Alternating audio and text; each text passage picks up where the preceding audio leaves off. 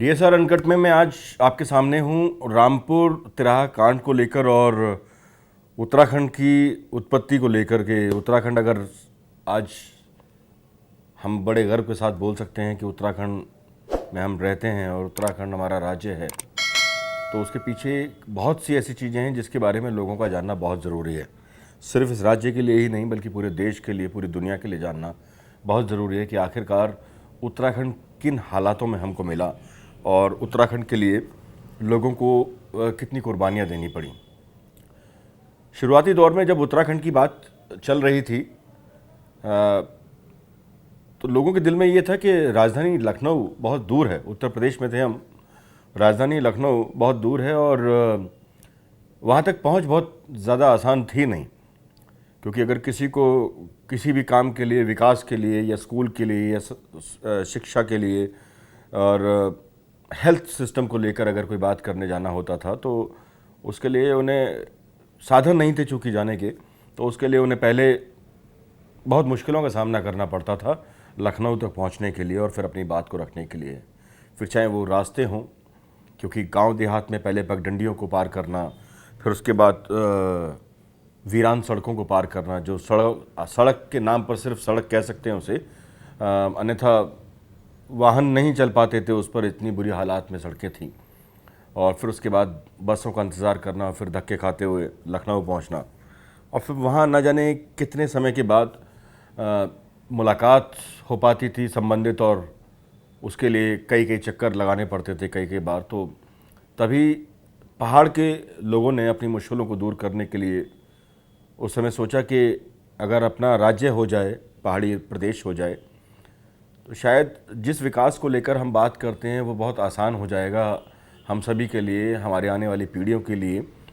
और शिक्षा, स्वास्थ्य, सड़क, जो आम ज़रूरत होती हैं लोगों की, उन तक पहुंच बहुत आसान हो जाएगी। और यही कारण था कि उत्तराखंड के लोगों ने कोशिश की एक आंदोलन के लिए कि एक अहिंसा के साथ एक आंदोलन किया जाए और उसको परवान चढ़ाया जाए ताकि एक राज्य मिल सके उन्हें, और जिसमें वो अपने बच्चों के लिए विकास की बातें कर सकें और अपने लिए सोच सकें कुछ। सभी को हक होता है, उनको भी हक था। और अफसोस कि जब हम उत्तराखंड की बात करते हैं तो एक इतिहास का एक ऐसा पन्ना सामने आ जाता है जिसके बारे में आज भी जब लोग सोचते हैं, बातें करते हैं, चाहे वो राज्य के लोग हों या देश के लोग हों या फिर दुनिया के लोग हों, जो दुनिया में अलग अलग देशों में उत्तराखंड के लोग निवास करते हैं, रहते हैं, उनकी आंखों से आंसू छलछला जाते हैं। वो जो टीस है वो उठती है रामपुर तिराहा कांड से। रामपुर तिराहा कांड एक ऐसा दाग है जिसके बारे में आज भी अगर कुछ सरकारों से, कुछ हुक्मरानों से पूछा जाए तो उनके पास जवाब होगा नहीं। क्योंकि जब उत्तराखंड की बात चल रही थी और उत्तराखंड को हासिल करने की बात चल रही थी, उत्तराखंड राज्य बनाने की बात चल रही थी, तो लोगों ने एक रास्ता अख्तियार किया, अहिंसा का रास्ता। और यही वजह थी कि वो 2 अक्टूबर महात्मा गांधी का जन्म दिवस मनाया जाता है हमारे देश में, जिन्हें अहिंसा का पुजारी भी कहा जाता है। और यही वजह थी कि उन्होंने 2 अक्टूबर का दिन चुना दिल्ली में पहुंचकर बड़ी इमारतों में अपनी आवाज़ों को पहुंचाने का, अपनी आवाज़ को बुलंद करने का। पर रास्ते में मुजफ्फरनगर भी आता है और वहाँ पर रामपुर तिराहा भी आता है, ऐसा उन्होंने सपने में भी सोचा नहीं होगा। आज भी वो टीस उनके मन में जिंदा है। 27 साल बीत गए इस बात को, और इन 27 सालों में हर साल जब भी ये दिन आता है तो एक तरफ जहाँ बापू की वंदना के गीत गाए जाते हैं, तो वहीं दूसरी तरफ कई आंखें ऐसी होती हैं जो नम हो जाती हैं, जिनकी आंखों में आंसू होते हैं। ये वो लोग हैं जिन्होंने अपना सब कुछ खो दिया, अपने परिवार के लोगों को खो दिया। वो लोग हैं जिनकी महिलाएं गई तो थी उत्तराखंड के विकास को लेकर, उत्तराखंड राज्य की मांग करने के लिए, लेकिन उनकी अस्मत लूट ली गई। कई महिलाओं के साथ में बहुत दुराचार हुआ, बदतमीजी हुई, छेड़छाड़ हुई, बलात्कार हुआ। कितने लोगों को नुकसान पहुंचा इसकी गिनती करना बेहद मुश्किल है, क्योंकि कागज़ में नाम के साथ कुछ लोग तो आ सकते हैं जिनकी गिनती की जा सकती है, लेकिन कुछ ऐसे भी लोग हैं जो इस आंदोलन के दौरान मुसीबत का शिकार तो ज़रूर बने, पर वो कागज़ में दर्ज नहीं हो पाए। रामपुर तिराहा कांड में उस समय मुलायम सिंह यादव मुख्यमंत्री थे उत्तर प्रदेश के, और पहाड़ का जो ये हिस्सा है ये उन्हीं के राज्य का एक छोटा सा हिस्सा था, एक किनारा था जहाँ से गंगा के लोग बात करते थे, यमुना के लोग बात करते थे, जहाँ पर 4 धाम के लोग बात करते थे। तो यहाँ के लोगों को ये पूरा यकीन था कि उनको भी शायद उसी नज़र से देखा जाता होगा। लेकिन तत्कालीन मुख्यमंत्री के आदेश पर, या यूं कहें कि तत्कालीन आदेशों का पालन करने के दौरान, उस समय के डीएम ने पुलिस फोर्स को वहां पर इकट्ठा कर दिया रामपुर तिराहा पे, और फिर वो हुआ जिसकी कल्पना किसी ने नहीं की थी। ऐसा विभत्स कांड हुआ वहां पर जिसके बारे में लोग आज भी अगर सोचें तो रूह कांप जाए लोगों की। उसी रामपुर तिराहा कांड को लेकर आज मैं आपके सामने हाजिर हूं, क्योंकि जब भी हम उत्तराखंड की बात करते हैं तो रामपुर तिराहा कांड को हम कभी नहीं भूल सकते। ये कहानी उस समय की है जब यहाँ के लोगों में बहुत उत्साह था, बहुत ज़्यादा, कि वो दिल्ली जा रहे हैं, और तमाम तरह से लोग बसों का इंतज़ाम करके और एक जगह पे इकट्ठा होने का उन्होंने प्लान किया था, और वहीं से उन्हें आगे निकलना था। ये बात उन दिनों की है जब उत्तराखंड आंदोलन अपने पूरे चरम पर था। वर्ष 1994 में गांधी जयंती पर दिल्ली के रामलीला मैदान में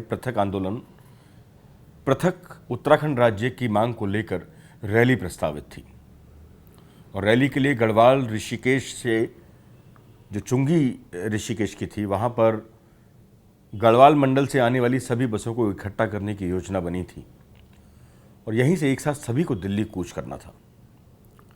लेकिन कई आंदोलनकारी बताते हैं कि रैली को लेकर लोगों में भारी उत्साह था, जिस कारण चमोली से आने वाले लोग, रुद्रप्रयाग से आने वाले लोग, कर्णप्रयाग से आने वाले लोग, इन आसपास के लोगों से आने वाले लोगों के साथ जो बसें आ रही थीं वो बहुत उत्साहित लोगों के साथ थीं, और यही कारण था कि वो ऋषिकेश में न रुककर सीधे दिल्ली कूच कर गई।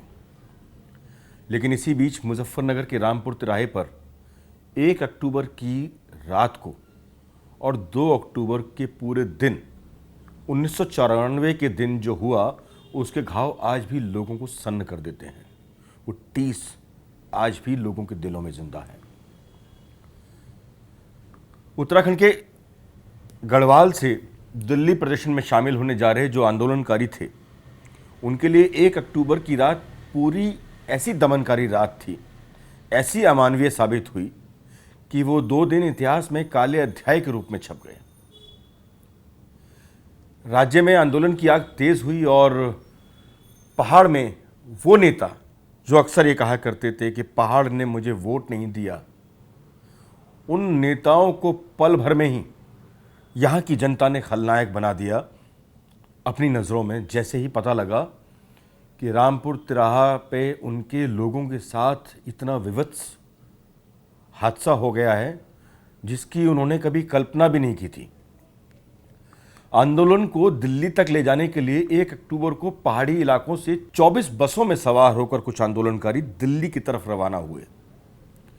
पहले इन्हें रुड़की के नारसन बॉर्डर पर रोका गया, लेकिन जत्था आगे बढ़ गया।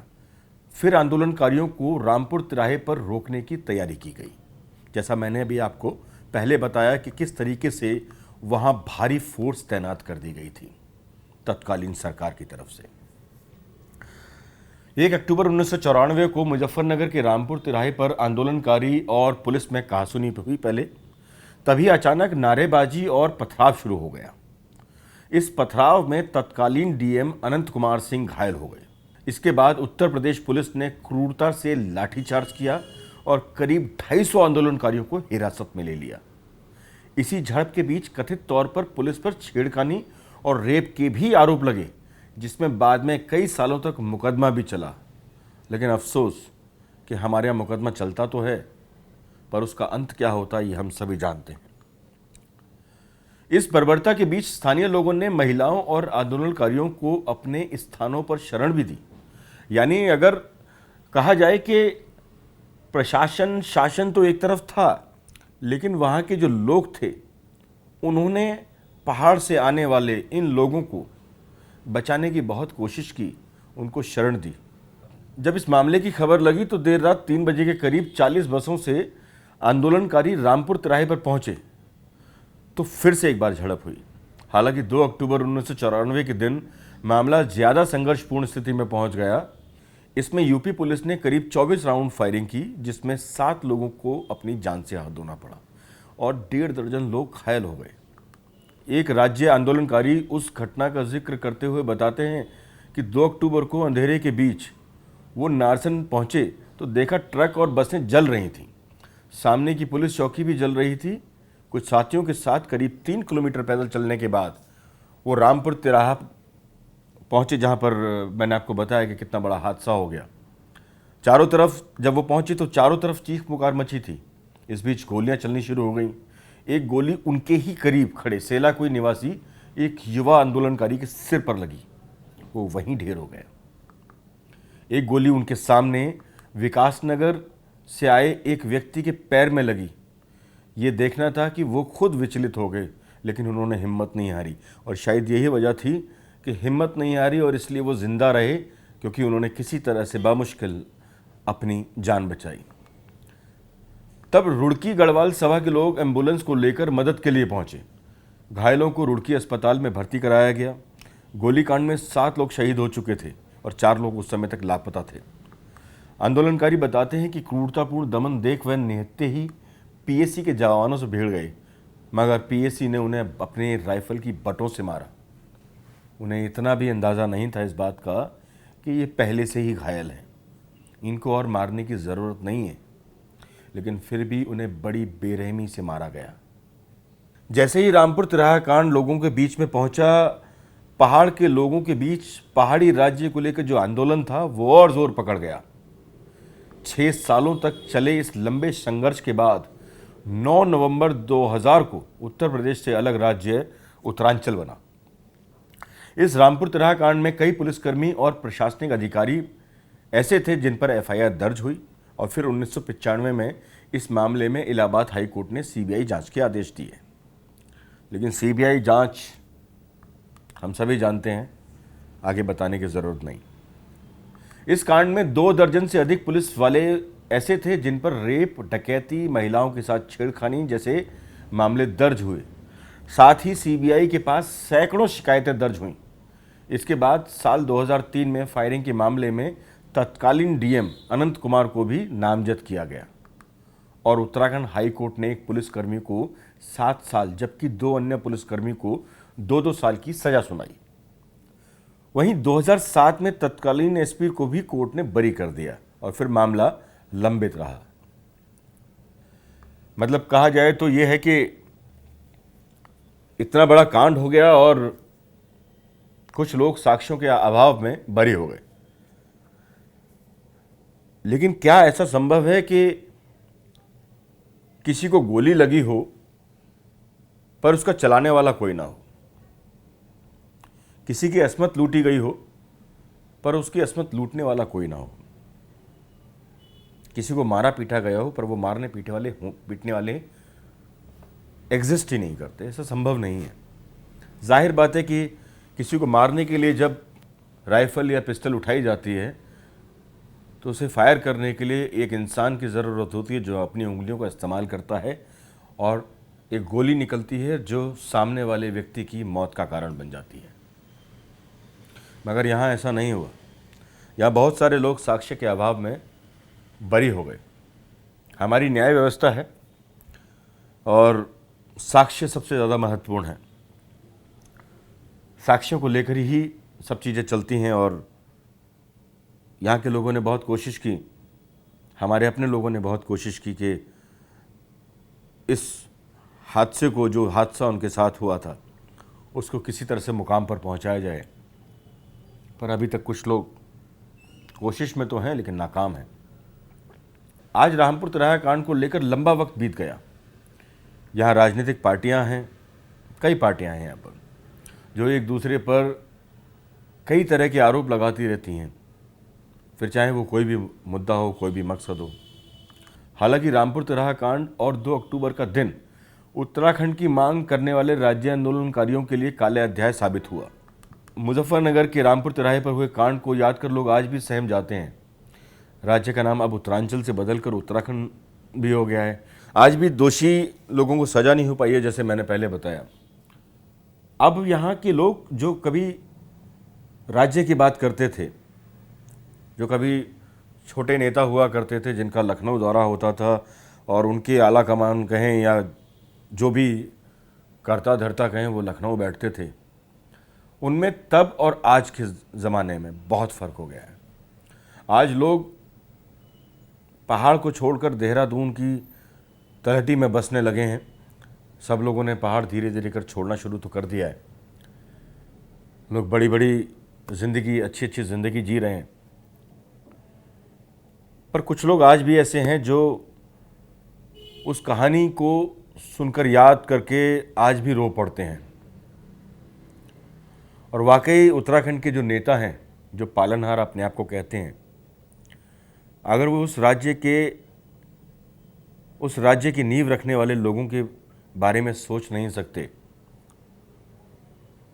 तो कम से कम मुझे तो नहीं लगता कि उन्हें अपने आप को उत्तराखंडी कहने का अधिकार है। क्योंकि उत्तराखंडी कहने का अधिकार सिर्फ उसी को है जो उत्तराखंड के लोगों की बात कर सके, जो उत्तराखंड के लोगों की बात सुन सके, समझ सके, जो उत्तराखंड के लोगों को एक सही रास्ता दिखा सके। पर कहते हैं ना कि राजनीतिक पार्टियां जब चुनाव का वक्त आता है तो चुनाव के वक्त वो सब कुछ भूल जाया करती हैं। उनके सामने कोई नहीं होता, सिर्फ एक व्यक्ति और एक वोट की कहानी उनकी होती है। पर इस कहानी से बाहर निकलने की ज़रूरत है, क्योंकि आज भी हालात अच्छे नहीं हैं। आज भी अभी हाल ही में अंकिता मर्डर केस हम सब जानते हैं। अगर पुराने उन उत्तराखंडियों की हम बात करें जिन्होंने इस राज्य की स्थापना को लेकर अपनी कुर्बानी दी थी, उन महिलाओं की बात करें जिन्होंने अपनी अस्मत लुटा दी इस राज्य की स्थापना को लेकर, उन बच्चों की बात करें जिन्होंने अपनी जान दे दी, जो घायल हो गए, जो आज किसी मुकाम पर नहीं है, वो जैसे भी हालात में रहे हों, लेकिन उन्होंने कभी ऐसे उत्तराखंड की कल्पना नहीं की थी जैसे आज धीरे धीरे हम उसको बनाते चले जा रहे हैं। राजनीति से थोड़ा सा अलग हटकर हमें कम से कम कुछ उन मुद्दों की बात करनी चाहिए जिसके लिए वाकई यहाँ के लोग तरसते हैं, यहाँ के लोगों को ज़रूरत है। पर ये मैं सिर्फ कह सकता हूँ और आप सिर्फ सुन सकते हैं। इसको अमल में लाने के लिए पहल आप ही को करनी होगी, और या फिर आपको आवाज़ बननी होगी इस प्रदेश की, इस राज्य की, और वो आवाज़ उन नेताओं तक पहुंचानी होगी जिन नेताओं को वाकई आपने अपना पालनहार घोषित किया है, सुनिश्चित किया है। क्योंकि आपका काम जीवन चलाना है, मेरा काम जीवन चलाना है। राज्य चलाने का जो काम है वो नेताओं का है और वो उन्हीं को करना चाहिए। बस फ़र्क सिर्फ इतना है कि हम सिर्फ एक इल्तिजा कर सकते हैं कि वो उसे ईमानदारी से करें और ठीक से करें। ये कहानी थी उत्तराखंड राज्य की मांग कर रहे उस घटनाक्रम की जो आज भी काले अध्याय के रूप में उत्तराखंड में जाना जाता है। न केवल उत्तराखंड में बल्कि पूरे देश में जाना जाता है। अगर आपको ये अध्याय अच्छा लगा हो तो आप हमें ज़रूर बताएं। हमारे इनबॉक्स में जाकर कमेंट करें, सब्सक्राइब करें चैनल को, ताकि हमारी हिम्मत बढ़े और हम आपके लिए ऐसे ही हीरोज़ की कहानी लेकर आते रहें जिन्होंने वाकई उत्तराखंड के लिए अपना जीवन कुर्बान कर दिया। नमस्कार।